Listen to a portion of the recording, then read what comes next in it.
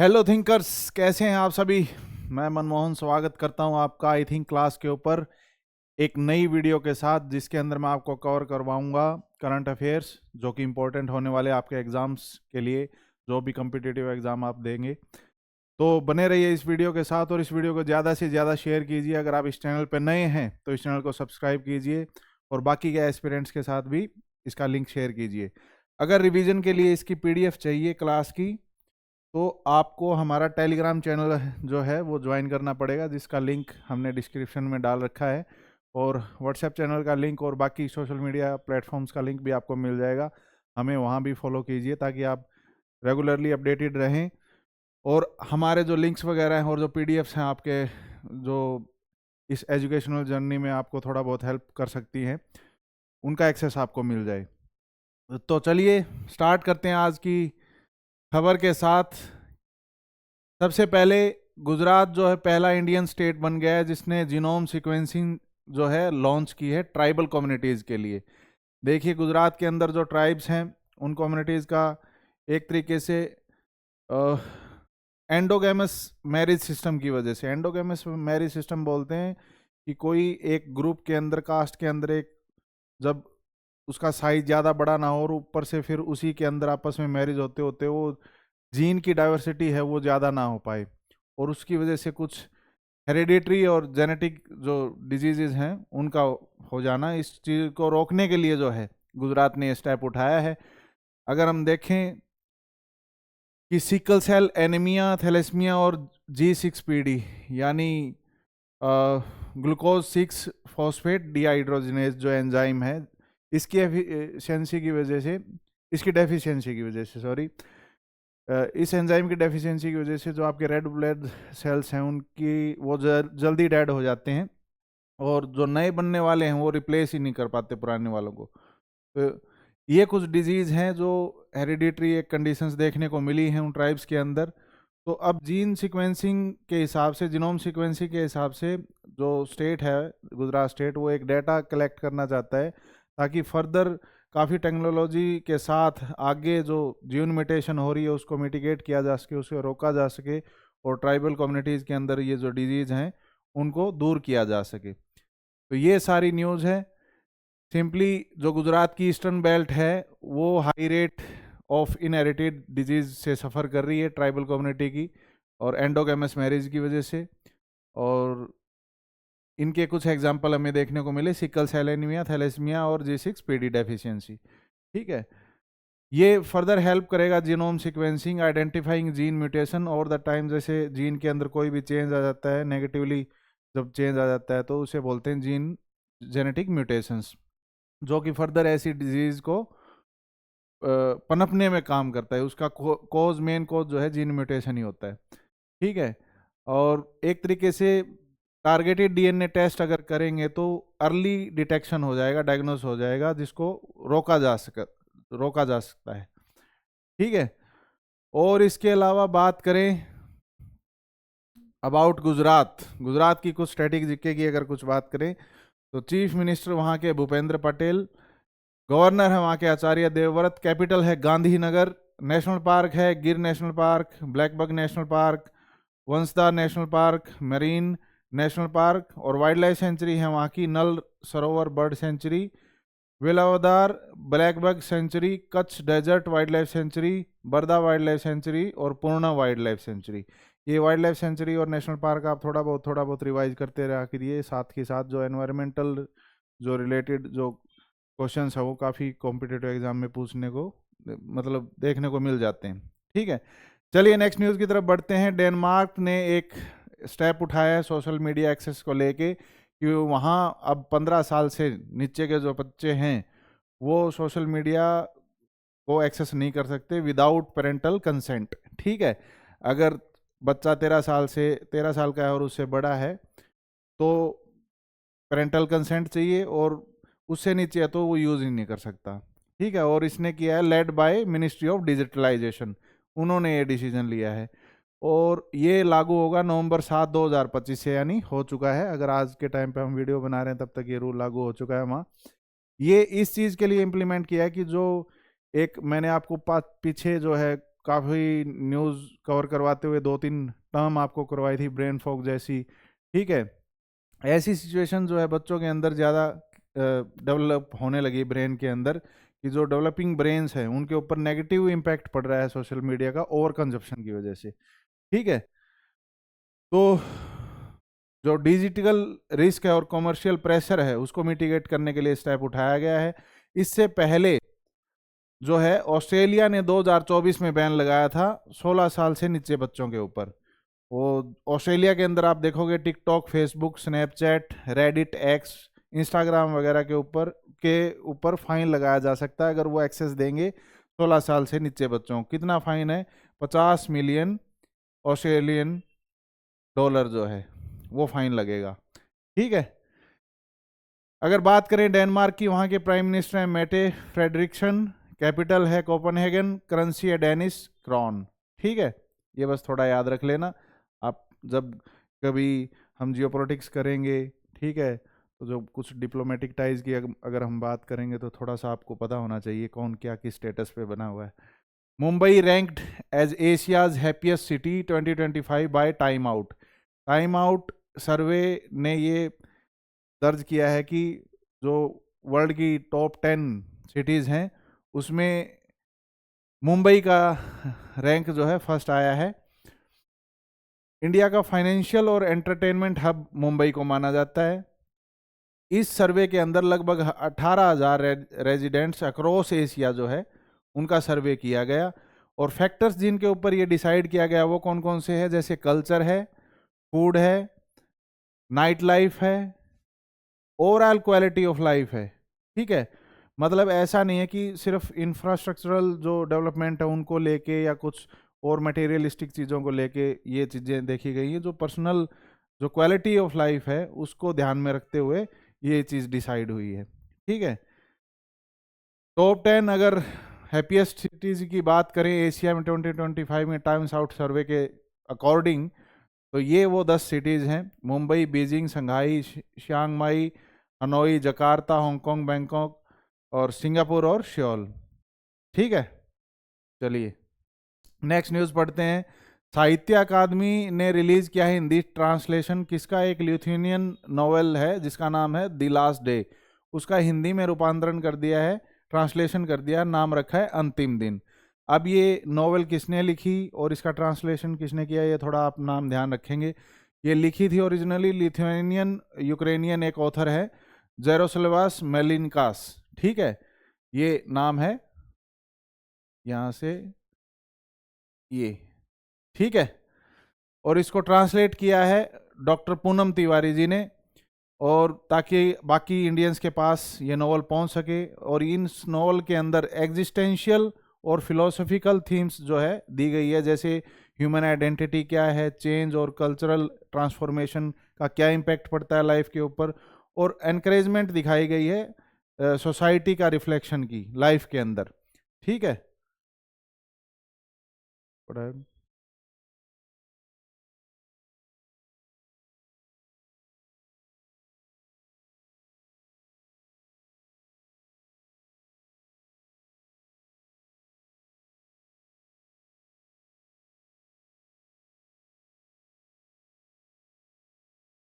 Okay sorry, बीच में technological मतलब कुछ टेक्निकल डिसरप्शंस की वजह से क्लास को पॉज करना पड़ा।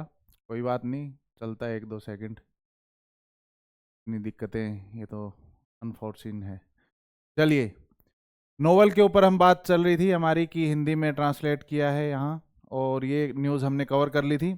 नेक्स्ट न्यूज़ की तरफ बढ़ते हैं। उत्तराखंड ने सेलिब्रेट किया अपना सिल्वर जुबली, और 9 नवंबर को उत्तराखंड फाउंडेशन डे मनाया जाता है, यानी 25 साल उत्तराखंड को बने हो गए। 2000 में उत्तराखंड यूपी उत्तर प्रदेश से जो कट के उत्तराखंड को बनाया गया था। ठीक है, और ये 27वां स्टेट था इंडिया का, ये याद रखना कि 2000 में बना था, 27वां स्टेट था। यूपी से निकाल के इसको उत्तराखंड को बनाया गया, और नवंबर 9 को बनाया गया। ठीक है, चलिए, महाराष्ट्र ने टॉप किया है 6 नेशनल वाटर अवार्ड्स 2024 के अंदर। ये जो नेशनल वाटर अवार्ड्स हैं वो उन स्टेट्स को दिए जाते हैं जो वाटर कंजर्वेशन और जो सस्टेनेबल यूज़ है वाटर का, उसमें जो वहाँ की एजेंसीज हैं, चाहे वो गवर्नमेंट हो, चाहे वो पब्लिक कोई ऑर्गेनाइजेशन हो, या सिविलियंस हो, चाहे बेशक से, वो बढ़ चढ़ के पार्टिसिपेट करती है और अच्छा रिजल्ट लेके आती है। तो ऐसे में महाराष्ट्र को बेस्ट स्टेट का टाइटल मिला है 6th नेशनल वाटर अवार्ड के अंदर। ठीक है, और ये अवार्ड कौन ऑर्गेनाइज करवाता है? यूनियन जल शक्ति मिनिस्ट्री। ठीक है, द्रौपदी मुर्मू जी जो हैं वो अवार्ड देंगी 18 नवंबर को। और तेलंगाना ने टॉप किया है जल संचय जन भागीदारी 1.0 इनिशिएटिव के अंदर। जल संचय जन भागीदारी 1.0 इनिशिएटिव का मतलब है कि वाटर कंजर्वेशन और ये जो सस्टेनेबल यूज है वाटर का, उसके अंदर जो कम्युनिटी का एक पार्टिसिपेशन बहुत ज़्यादा ज़रूरी है, जिसकी वजह से हम इसको एक लार्ज स्केल पे प्रोसीड कर सकते हैं इस इनिशिएटिव को। चलिए नेक्स्ट न्यूज़ की तरफ हम बढ़ते हैं। India improves ranks in global climate risk index 2025। अभी जो COP 30 चल रहा है उसमें पता चला है कि इंडिया का जो रैंकिंग है वो बढ़ गई है, क्वाइट हमने इम्प्रूव किया है इसके अंदर ग्लोबल क्लाइमेट रिस्क के अंदर। तो क्या इम्प्रूवमेंट हम देखते हैं? जो ग्लोबल क्लाइमेट रिस्क इंडेक्स है, जो किसके द्वारा रिलीज किया जाता है? जर्मन वॉच के द्वारा। ठीक है, वो प्रोग्रेस दिखा रहा है हमारी क्लाइमेटिक रेजिलियंस के अंदर despite continuing exposure to extreme weather events. बशर्ते हमारे देश में, मतलब देखो, प्रकृति के ऊपर किसी का जोर नहीं है, लेकिन जो डिजास्टर आते हैं कोई भी, तो उनको मैनेज करने के लिए पहले से आदमी भी तैयारी कर सकता है, चाहे वो इंफ्रास्ट्रक्चरल जो डेवलपमेंट का थोड़ा सा इम्प्रूवमेंट करके रखें, या फिर वो तैयारी के लिए पहले से सतर्क रहें। तो ऐसे कुछ स्टेप उठाने की वजह से हम इस रैंकिंग में थोड़ा इम्प्रूव कर पाए हैं। अब की बार की जो रैंकिंग है, एक लॉन्ग टर्म इंडेक्स की रैंकिंग है 95 से लेकर 24 की, उसमें हमारा 9वां नंबर है। और जो 2024 का रैंक है हमारा, एनुअल रैंक है, वो हमारा 15th है। लेकिन अगर पिछला रैंक हमारा देखा जाए तो 8वां था हमारा लॉन्ग टर्म में और 10वां था एनुअल में। ठीक है, तो हमने स्लाइटली जो है इम्प्रूवमेंट की है इसके अंदर। इसके अलावा जो डोमिनिका है, म्यांमार है, होंडुरस है, ये मोस्ट अफेक्टेड कंट्रीज देखी गई लॉन्ग टर्म एरिया में। इन बहुत डेवस्टेशन एक तरीके से हुआ है, जान माल की हानि जो है बहुत देखने को यहाँ मिली है नेचुरल डिजास्टर की वजह से। चलिए नेक्स्ट है कि कलिंगा स्टेडियम ने होस्ट करने जा रहा है इंडिया का पहला नेशनल इंडोर एथलेटिक चैंपियनशिप भाई। ठीक है, ये पहला नेशनल इंडोर एथलेटिक चैंपियनशिप होगा जो जनवरी 2026 में होगा, और इसका वेन्यू रहेगा कलिंगा स्टेडियम जो कि भुवनेश्वर में है, यानी उड़ीसा में। और इसमें इवेंट हो गए पोल वॉल्ट वो जो लंबा सा वो डंडा लेके हाई जंप, वो एक पोल के ऊपर से जंप करते हैं। ठीक है, और हेप्टाथलॉन, जिसमें 7 डिसिप्लिन 7 तरीके गेम होते हैं, और वो अलग अलग उनमें स्कोर करके क्यूमुलेटिव स्कोर बाद में मिलता है बेस्ट एथलीट को। ठीक है, जैसे डेकाथलॉन है, डेकाथलॉन के अंदर 10 होते हैं। ठीक है, चलिए एक्सरसाइज मित्र शक्ति 11 2025 11th एडिशन जो है एक्सरसाइज मित्र शक्ति का, वो कंडक्ट करवाया जाएगा। ये एक्सरसाइज इंडिया और श्रीलंका के अंदर होती है, दोनों के बीच में है, बाइलेटरल एक एक्सरसाइज है, 2 कंट्री की एक्सरसाइज है। और इसमें ये कहाँ पे होगी? फॉरेन नोड बेलागावी कर्नाटका के अंदर नवंबर 10 से 23 तक चलेगी भाई ये। अगर इस एक्सरसाइज की फर्दर बात की जाए तो एक बायलैटरल ज्वाइंट मिलिट्री एक्सरसाइज है जो कि एनुअली होती है। किसके किसके बीच में? इंडिया आर्मी और श्रीलंकन आर्मी के बीच में। पहला एडिशन जो हुआ था इस मित्र शक्ति का वो 2012 के अंदर हुआ था पुणे में। ठीक है, पुणे के अंदर हुआ था। चलिए और थोड़ा सा इसको हाईलाइट किया जाए तो इसका मेन एम है कि जो यूएन यूनाइटेड नेशन का जो मैंडेट है कि आपस में कोऑपरेटिव ड्रिल को प्रोसीड किया जाए, उसके चैप्टर 7 के तहत जो है सब कन्वेंशनल ऑपरेशंस की रिहर्सल चलती रहनी चाहिए कंट्रीज के बीच में। तो उसके साथ इसको इंटीग्रेट किया गया ताकि टेररिज्म और पीस कीपिंग मिशंस जारी रहें। पार्टिसिपेंट्स की अगर मैं बात करूं तो लगभग 170 जो पर्सनल हैं वो राजपूत रेजिमेंट से इंडिया की तरफ से पार्टिसिपेट करेंगे। और 135 पर्सनल जो है श्रीलंका के गजाबा रेजिमेंट जो है उसकी तरफ से पार्टिसिपेट करेंगे, और साथ ही साथ एयरफोर्स भी पार्टिसिपेट करेगी दोनों साइड से। ठीक है, ये थोड़ा ध्यान रखना, बाय चांस राइट रॉन्ग में पूछ लिया जाएगा कि ओनली आर्मी ही है क्या, या फिर एयरफोर्स भी इसमें पार्टिसिपेट करेगा। नेक्स्ट हम चलते हैं न्यूज़ की तरफ कि COP32 जो है वो इथियोपिया जो है उसको होस्ट करेगा। इथियोपिया COP32 को ये डिसाइड हो चुका है। ठीक है, और ये कब होगा? 2027 में। अभी जो चल रहा है वो 30 है, COP30। ठीक है, अब आप पूछोगे कि 31 कहाँ गया? 31 के बीच में टर्की और ऑस्ट्रेलिया के बीच में अभी फसल चल रही है। ठीक है, काफ़ी सारे ब्लॉक्स हैं, जो कुछ लोग टर्की को सपोर्ट कर रहे हैं, कुछ लोग ऑस्ट्रेलिया को सपोर्ट कर रहे हैं, लेकिन जो अफ्रीकन जो ब्लॉक था उन्होंने एक यूनानिमसली सपोर्ट दिया है इथियोपिया को, और फाइनली ये डिसाइड हो गया कि एटलीस्ट 32 तो वो ही होस्ट करेंगे 2027 में, जो होगा कहाँ पे? आदिस अबाबा जगह पे। ठीक है,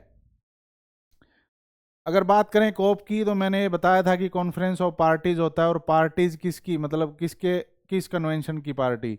जो UNFCCC है, United nation framework convention on climate change के अंदर जो पार्टीज है नेशन जो।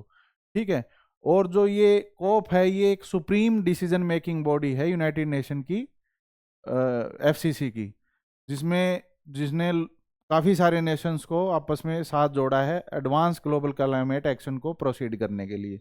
COP30 की बात करें तो ब्राज़ील के अंदर, बेलन के अंदर चल रहा है। इसका मेन फोकस मैंने आपको पढ़ाया था। ठीक है, एडेप्टेशन के ऊपर है, ताकि पैसा खर्च हो और चीज़ें और ज़्यादा दुरुस्त हों। ठीक है, और COP31 की अगर बात करें तो मैंने आपको ये भी बताया कि COP31 का अभी कुछ डिसाइड नहीं हो पा रहा है। ऑस्ट्रेलिया और टर्की बोथ जो है कॉम्पिटिंग जो मैटर पे चले हुए हैं, और टर्की को जहाँ से सपोर्ट मिल रहा है इसका यूरोपियन पार्टनर्स का, और ऑस्ट्रेलिया को सपोर्ट मिल रहा है पैसिफिक आइलैंड का। तो अभी तक कुछ डिसाइड नहीं हुआ। COP32 का मैंने आपको बता दिया कि अफ्रीकन ग्रुप ने यूनानिमसली जो है इसको बैक किया है इथियोपिया को, और ये इसी के साथ जो आदिस अबाबा है वहाँ जो आपका COP32 होस्ट होगा भाई। ठीक है, चलिए नेक्स्ट न्यूज़ की तरफ चलते हैं। अभी पोल्यूशन का, अभी दिल्ली काफ़ी हाईलाइट में रही पहले पोल्यूशन की वजह से। रिसेंटली जो रेड फोर्ट के पास में जो ब्लास्ट हो गया, अभी उसकी भी इन्वेस्टिगेशन चल ही रही है, तो देखते हैं क्या होता है। लेकिन जो आप एयर पोल्यूशन को लेके कुछ ग्रैप वगैरह पढ़ते होंगे न्यूज़पेपर के अंदर, बाई चांस आपने देखा हो, तो वो क्या है? वो है ग्रेडेड रिस्पॉन्स एक्शन प्लान। वो कैसे काम करता है, कैसे उससे एयर पोल्यूशन के अंदर कैसे वो एक फेज वाइज मैनर में कैसे इंप्लीमेंट किया जाता है, ये मैं आपको बताऊंगा आज। दिल्ली गवर्नमेंट ने, न्यूज़ में ये इसलिए था कि दिल्ली गवर्नमेंट ने स्टेज 3 जो है ग्रैप 3 वो लॉन्च कर दिया है। और ये जो ग्रेडेड रिस्पॉन्स एक्शन प्लान है ये AQAU इंडेक्स के ऊपर काम करता है कि कितना AQAU इंडेक्स है, और लगातार अगर वो AQAU इंडेक्स बना रहता है 2-3 दिन, तो उस हिसाब से स्टेज जो है मेंटेन होती है। अगर बात करें ग्रेडेड रिस्पॉन्स एक्शन प्लान की, तो एक डायनेमिक पॉल्यूशन कंट्रोल फ्रेमवर्क है, जो कि एक डिटेरियोरेटिंग एयर क्वालिटी को के साथ लड़ने के लिए NCR रीजन के अंदर इम्प्लीमेंट किया जाता है, और स्टेज वाइज प्रिवेंटिव और करेक्टिव एक्शन लेके। ठीक है, जैसे स्टेज 2 में कुछ मेजर्स लिए गए, तो स्टेज 3 जब इम्प्लीमेंट करेंगे तो थोड़े से उससे स्ट्रिक्ट एक्शन लिए जाएंगे। ठीक है, ऑर्गेनाइजेशन कौन कौन सी इन्वॉल्व है इसमें?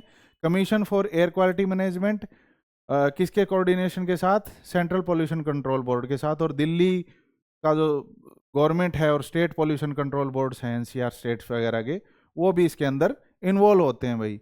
इस्टेब्लिश कब हुआ ये? 2017 के अंदर। ठीक है, सुप्रीम कोर्ट की गाइडलाइंस के थ्रू, कि उन्होंने बोला कि यार कुछ करो, इसका बहुत ज़्यादा डे बाय डे बहुत कंडीशन सीवियर होती जा रही है। ठीक है, और रिकमेंडेशन किसकी थी? Environmental pollution prevention and control authority की। ठीक है, मेन एम इसका बता दिया कि दिल्ली और NCR एरिया में एयर पोल्यूशन को कम करना, और एक तरीके से वहाँ पे जो नेशनल क्लीन एयर प्रोग्राम के जो ऑब्जेक्टिव है उनके साथ भी कॉम्प्लायंस बिठाया जा सके। की फीचर्स इसके बताऊं तो ये 4 स्टेज में ये काम करता है ग्रैप जो है सिस्टम। 4 स्टेज में कैसे? जैसे ही AQAU आपका 200 से 300 के बीच में रहता है तो पुअर कंसिडर कर लिया जाता है और स्टेज 1 इनिशिएट हो जाती है। जब वो 301 से 400 के बीच में चला जाए तो वेरी पुअर स्टेज 2 में चला जाता है। स्टेज 3 में सीवियर, जो कि 400 से 450 के बीच में, और 450 से ऊपर हो जाए तो सीवियर प्लस की कैटेगरी में आ जाता है और स्टेज 4 अप्लाई कर दिया जाता है। ठीक है, ये एक तरीके से प्रोग्रेसिव और क्यूमुलेटिव रिस्ट्रिक्शंस लगा दी जाती हैं कि हर स्टेज पे मान लो कभी किसी चीज़ को बैन कर दिया, कभी किसी चीज़ को बैन कर दिया। बस जो हॉस्पिटल्स वगैरह हैं, मेट्रो वगैरह हैं, या फिर कुछ यूँ लगा लो कि इंफ्रास्ट्रक्चर कुछ डेवलपमेंट हो रही है और वो बहुत ज़्यादा नीडी है उसकी, तो उसको एग्जेम्प्ट कर दिया जाता है। अदरवाइज जो BS3 पेट्रोल और BS4 डीजल व्हीकल्स हैं उनको भी जो है बैन कर दिया जाता है। और स्कूल जो है, जो 5वीं तक के बच्चों का स्कूल है, उनको बंद कर दिया जाता है, एक बार छुट्टी कर दी जाती है, क्योंकि छोटे बच्चों पे ज़्यादा फर्क पड़ता है इस चीज़ का। वर्क फ्रॉम होम जैसी सुविधाएं उसको प्रमोट किया जाता है। ठीक है, बाकी की मैंने बताया कि एसेंशियल सर्विसेज वो चलती रहती हैं। रियल टाइम मॉनिटरिंग देखी जाती है सेंट्रल पोल्यूशन कंट्रोल बोर्ड द्वारा और IMDB IITM द्वारा। ठीक है, कैसे काम करता है ये मैं बताऊं तो जो ये आपका कमीशन था एयर क्वालिटी मैनेजमेंट का, उसकी एक सब कमेटी होती है, वो रिव्यू करती है डेली AQI डाटा को, और फिर डिसाइड किया जाता है कि अगर कोई एक AQI, चाहे वो सीवियर या सीवियर प्लस या फिर पुअर रेंज में है, अगर वो 2-3 दिन तक बना रहता है तो अकॉर्डिंगली वो जो स्टेज है वो अप्लाई कर दी जाती है उसकी। ठीक है, और जो एनफोर्समेंट है वो किसके द्वारा कैरिड आउट की जाती है? Jointly by Delhi pollution control committee और NCR स्टेट बोर्ड और डिस्ट्रिक्ट एडमिनिस्ट्रेशन के द्वारा। होप कि आप समझ गए होंगे, अदरवाइज मैंने आपको बता दिया कि इसकी PDF आपको मिल गई होगी। मैंने जस्ट एक ग्राफ का सिस्टम बताया आपको कि कैसे एक फेज वाइज मैनर में इसको इम्प्लीमेंट किया जाता है, कैसे एक AQI इंडेक्स को के डाटा को देखते हुए। ठीक है, ये बेसिक सी चीज़ें थी। और कौन कौन सी बॉडीज इसमें इन्वॉल्वमेंट होता है। वाटरशेड महोत्सव, वाटरशेड महोत्सव जो है मिनिस्टर ऑफ एग्रीकल्चरल इनोग्रेट करेंगे गुंटूर आंध्र प्रदेश के अंदर नवंबर 11 2025 को, यानी कल ये प्रोग्राम हो चुका। या आप यहाँ इमेज देख रहे होंगे कि वाटरशेड क्या है, कि कोई भी टोटल एरिया, चाहे बारिश का पानी, रिवर्स का पानी, पॉन्ड्स है, कुछ भी है, वो जो उसके वो पूरा एक एरिया जिसके अंदर ये सारी वाटर बॉडीज इंक्लूड होती हैं उसको वाटरशेड बोलते हैं। ठीक है, इस महोत्सव की अगर बात करें तो एक नेशनल फेस्टिवल है जो कि कम्युनिटी पार्टिसिपेशन को प्रमोट करता है। किसके अंदर community participation? Sustainable watershed management. अगर देखिए वाटरशेड मैनेजमेंट अच्छे तरीके से होगी तो जो ग्राउंड टेबल का जो पानी है और उसकी जो जितनी स्वच्छता होगी वो उतना बेहतर है ह्यूमन लाइफ के लिए। उसी के अकॉर्डिंग पॉलिसी बनाई जाती है। लोकल बॉडीज भी प्रमोट करती है एक तरीके से holistic soil and water conservation को रूरल इंडिया के अंदर। इसका ओरिजिन कब हुआ? जो नेशनल वाटरशेड कॉन्फ्रेंस है 2025, किसने ऑर्गेनाइज करवाया था उसको? डिपार्टमेंट ऑफ लैंड रिसोर्स, जो कि किस मिनिस्ट्री के अंडर है? मिनिस्ट्री ऑफ रूरल डेवलपमेंट के अंडर। वहाँ से शुरुआत हुई। मेन एम जो इसका है जन भागीदारी का है कि पब्लिक पार्टिसिपेशन वाटरशेड डेवलपमेंट के अंदर होनी चाहिए। आम लोग भी, कम्युनिटी जो सर्विस है वो ज़्यादा से ज़्यादा इकोसिस्टम को डिग्रेडेड जो रिस्टोर करने में उनकी भागीदारी होनी चाहिए, जिसकी वजह से जो फर्दर रूरल लाइवलीहुड है वो स्ट्रेंथन हो। ठीक है, चलिए ये आज की न्यूज़ थी थिंकर्स, और आई होप कि आप सब समझ में आ गया होगा आपको। कुछ इसमें से कुछ ऐसे फैक्ट्स हैं जो आपके एग्जाम्स के अंदर डायरेक्टली इनडायरेक्टली पूछ लिए जाएंगे, कुछ ऐसी चीज़ें हैं जो सब्जेक्टिव आंसर के अंदर आप लिख सकते हैं। अदरवाइज आप एक तरीके से डॉट को कनेक्ट करेंगे जैसे जैसे, क्योंकि जैसे COP30 की मैं 2-3 दिन से न्यूज़ बता रहा हूँ, तो एनवायरनमेंट रिलेटेड जो क्वेश्चंस होंगे उनको आप क्रैक कर पाएंगे इजीली, उनको कर पाएंगे सॉल्व। और अपना जो नोट्स मेकिंग का काम है, नोट्स मेकिंग की वीडियो मैंने आपको पहले ही डाल रखी है, आप जाके चैनल के ऊपर देख सकते हैं। तो कैसे नोट्स बनाने हैं, कैसे मेंटेन करने, वो सारा कुछ मैंने आपको उसके अंदर बताया हुआ है। आप इसी तरह मेहनत करने में लगे रहिए। ठीक है, एन्जॉयमेंट भी ज़रूरी है, साथ साथ अपनी हॉबीज़ को परस्यू करते रहिए ताकि बोर्डम ना आए आपकी लाइफ के अंदर। अदरवाइज मैं तो हूँ ही जो आपके टाइम को, जो R&D का टाइम है, जैसे मैं आपकी 3-4 रिसोर्सेज को कलेक्ट करके मैं आपके लिए वीडियो बनाता हूं, तो आपका टाइम तो बचता ही कहीं ना कहीं, तो आपका भी फ़र्ज़ बनता है मुझे सपोर्ट करने का, बदले में एक हाथ दे और एक हाथ ले वाली बात है। तो आप इस चैनल को ज़्यादा से ज़्यादा शेयर कीजिए अपने दोस्तों के साथ, और मिलते हैं हम नेक्स्ट क्लास के अंदर नई नॉलेज के साथ। टिल देन पढ़ते रहिए, खुश रहिए, आबाद रहिए और लगे रहिए अपने जुनून के साथ अपने लक्ष्य को पाने के लिए। Till then bye bye, tata tata thinkers. फिर मिलेंगे अगली क्लास में।